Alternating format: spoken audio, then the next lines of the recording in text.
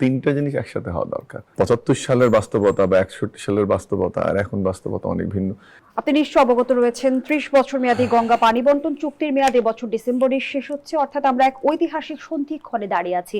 যদি নতুন চুক্তির বিষয়ে জানতে চাই, সেখানে আসলে পানির পরিমাণ বা কিউসেকের হিসেব ছাড়া আর কি কি জবাবদিহিমূলক শর্ত রাখা উচিত? আমার মনে হয় যে এখন শুধু এই পানির হিসেবে না, তিনটা জিনিস একসাথে হওয়া দরকার।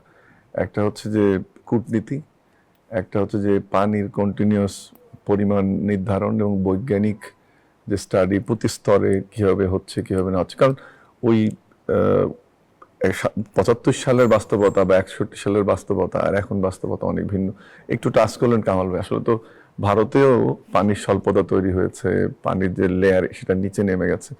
এবং আমাদের এখানে একই অবস্থা। যখন আমরা একটা ছোট্ট উদাহরণ দিই আপনাকে, যে যখন এই ফারাক্কা বাঁধের আগে হার্ডিন ব্রিজ এই এরিয়াতে গড়ে শুষ্ক মৌসুমে ধরেন 65,000 কিউসেক পানির একটা হিসাব ওঠানামা করতো, এটা কমে এখন 15 বা 20 হাজারে নেমে গেছে।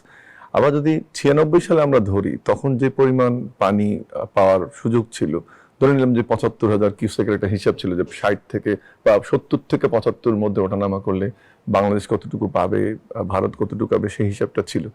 সেটা কিন্তু 15 সালে যদি দেখেন, সেটা আবার কিন্তু কমে মাত্র 15-20 হাজার বা গড়ে 20 হাজার কম বেশি হচ্ছে, কিন্তু আমরা কখনোই আমাদের ন্যায্য হিস্সাটা পাইনি। এটা হচ্ছে 2 নম্বর বিষয়, যে বৈজ্ঞানিক ব্যাখ্যা বিশ্লেষণটা খুব গুরুত্বপূর্ণ। 3 নম্বর আমি মনে করি যে সবচেয়ে যেটা বেশি গুরুত্বপূর্ণ, সেটা হচ্ছে এই নদীগুলোতে একটা নির্দিষ্ট উৎস থেকে আসেনি। এখানে চীনও যেমন যুক্ত, ভুটানও যেমন যুক্ত, আমরাও যুক্ত, নেপাল কিছুটা যুক্ত, বাংলাদেশও যুক্ত।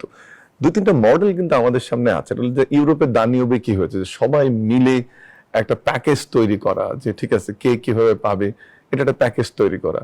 আফ্রিকাতেও সেম স্টাইলের প্যাকেজ তৈরি হয়েছে। আবার ম্যাকাও রিভার একটা one of the best example, যে আসিয়ান কান্ট্রিগুলোর সঙ্গে চীন মিলে একটা সিস্টেম তৈরি করেছে।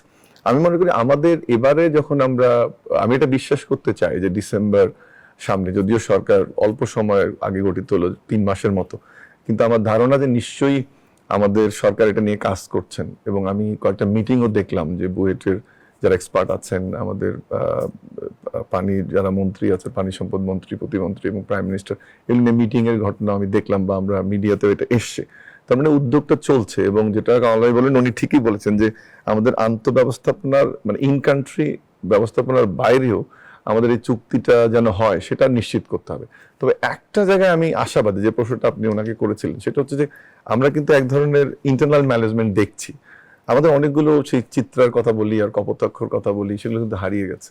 এবং যদি আমি ঠিক পড়ে থাকি বা বুঝে থাকি, সেটা হচ্ছে প্রায় 21,000 হেক্টর জমি এবং প্রায় 6 কোটি মানুষের যে এই জনপদ দক্ষিণ পশ্চিমাঞ্চল, সেটি কিন্তু দারুণভাবে ইফেক্টেড। এবং এইটার বিস্তৃতি এত বেশি, শুধু কৃষি না, কৃষি, পরিবেশ, জীবনযাপন, আপনার বনাঞ্চল, সুন্দরবন, সবকিছু মিলে কিন্তু একটা বড় ইম্প্যাক্ট আমাদের মধ্যে তৈরি হয়েছে।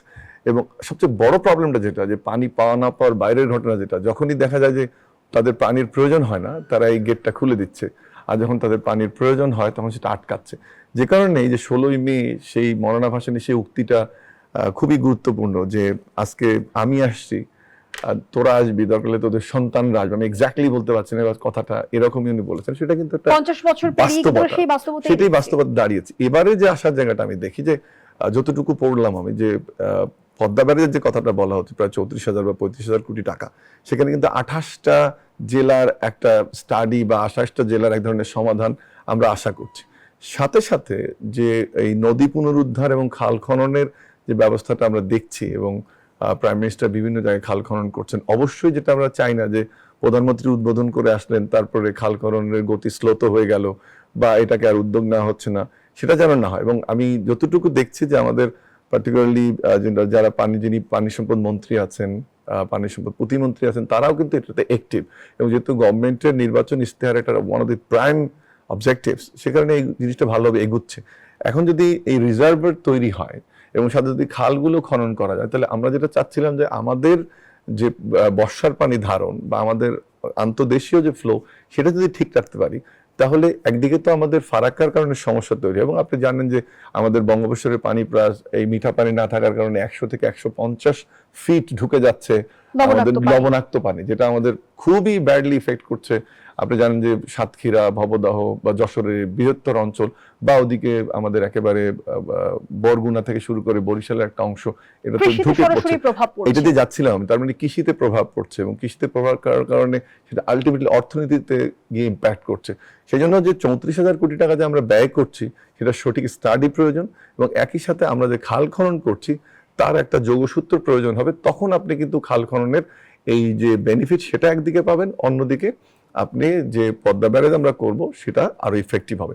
কিন্তু যে কথাটা আমি বললাম যে তিনটে জিনিস খুব গুরুত্বপূর্ণ, একটি হচ্ছে কূটনীতি, আরেকটি হচ্ছে আপনার এই স্টাডিটা ঠিক মতো করা, পানির ফ্লো কখন কোন সময় থাকছে, আমার ন্যায্য হিস্সাটা কত, আর আন্তর্জাতিক মানদণ্ডে এটাকে করা। প্রবলেম যেটা হয়েছে, আমরা 92 সালে ইউনাইটেড নেশন কনভেনশন সাইন করলেও 97-এর যে জল ব্যবস্থাপনা কনভেনশন, জলপথ সেটা কনভেনশন 1997 সেটা জলপথ কনভেনশনটাকে আমরা স্বাক্ষর করিনি। আমি এক্সপার্ট নাই সাবজেক্টে, সেটা হয়তো বা নিশ্চয়ই কোনো প্রোজ এন্ড কনস থাকতে পারে, কিন্তু যেটা জরুরি এখন, নীতিগত বাধাটা আসলে কোথায়? না যেটা সেটাই, ওইটা আমি এই মুহূর্তে বলতে পারছি না, কিন্তু যেটা আমি চাই যে বাধাগুলো দূর করে হলেও ইউনাইটেড নেশনসে, আর যেটা ওখানে একটা ভাটির দেশের ইস্যু আছে এটা আমি জানি, তাহলে সেটা যদি হয়, যদি সেটা সিগনেচার করার জন্য দ্রুত ব্যবস্থা নেওয়া দরকার। আরেকটা ইন্টারেস্টিং যেটা জিনিস, কারণ হয়তো বা আরো টাচ করতেন নিশ্চয়ই, যে হুগলির এই পানি ব্যবস্থাপনা বা 40,000 কিউসেক পানি ধরা, কলকাতা বন্দর চালু করা, এটা করতে গিয়ে কিন্তু একদিকে যেমন মালদহের সমস্যা তৈরি হয়েছে, অন্যদিকে আপনার বিহার এবং উত্তর ভারতে কিন্তু একটা বড় ধরনের সমস্যা দেখা দিয়েছে। আমরা যদি একটু স্মার্টলি কিছু কাজ করতে পারি, একাডেমিক ওয়ার্ক, লাইক আমরা যদি তাদের সিচুয়েশনটা ভালোভাবে স্টাডি করি, তাহলে এবং তাদের ওদিকে যদি এমন হয় যে আমরা ইন্টেলেকচুয়াল এক্সচেঞ্জের মাধ্যমে, যারা আমাদের নদীর এক্সপার্ট, যারা এই এরিয়াতে কাজ করেন, যারা জলবিজ্ঞানী আছেন, পরিবেশ বিজ্ঞানী আছেন, ফারাক্কাবাদ নিয়ে কিন্তু ওটা জয়েন্ট কমিশন, ওটার কথা আমি ভারতে। বলছিলাম যে ওখানে যেমন বিহার এবং উত্তরপ্রদেশে যদি এটা এমন ওখানে তো মানে বিহারে যেটা হচ্ছে তো বন্যার জন্য যে এক ধরনের অভ্যন্তরীণ ফারাক্কাবাদ ক্ষোভ দেখা দায়ী দিয়েছে বিগত ইস্যু সময়ে। একটা দাঁড়িয়েছে। অন্যদিকে আপনার এই ইয়েতে মালদহে এই অঞ্চলটাতে আপনার আবার কি হচ্ছে, শুষ্ক মৌসুমে আমাদের মতো ইফেক্ট করছে। তার মধ্যে ভারতে যদি ইন্টারনালি ইস্যুটাকে আলোচনায় আনা যায়, এবং আমরা যখন এবার ডিসেম্বরে, আমি নিশ্চিত এবং আশা করি যেটা স্বাক্ষর হবে, তখন কিন্তু এক ধরনের ইন্টারনাল এক্সটার্নাল ইস্যু তৈরি হবে। সাথে সাথে আপনি যখন 97-এর কনভেনশন সাইন করবেন, তাহলে হয়তো বা আপনার নেক্সট সেপ্টেম্বর নাগাদ আপনি যখন যাবেন ইউনাইটেড নেশনসে, তখন এই ইস্যুগুলো আমাদের সরকার প্রধানের বক্তব্যে আসতে পারে, সেখানে সাইড মিটিং হতে পারে, সেটা কিন্তু একটা বড় সফলতা হিসেবে দেখা দিবে। কিন্তু এই মুহূর্তে যেটা দরকার সেটা হচ্ছে যে আমার এই চুক্তি যেন ডিসেম্বরে আমি নবায়ন করতে পারি, সেটা আমাদের জন্য খুব গুরুত্বপূর্ণ। আমি যেহেতু ভারত গত 18 মাসে বা 2 বছরে বলে এসছে যে বাংলাদেশের যে নির্বাচিত সরকার আসবে তার সাথে তারা কাজ করতে চান, এবং this will be the first political positive gesture towards Bangladesh. এটা কিন্তু শুধু আমরা পাবো না পাবোর ইস্যু না, ভারত কিভাবে নতুন সরকারের সাথে কাজ করছে, ভারতের দৃষ্টিভঙ্গি কি হচ্ছে, সেটা কিন্তু প্রতিফলিত হবে এই ডিসেম্বরে এই চুক্তির সফল বাস্তবায়নের উপরে। আমি আশা করবো যে ভারত সেদিকে যাবে।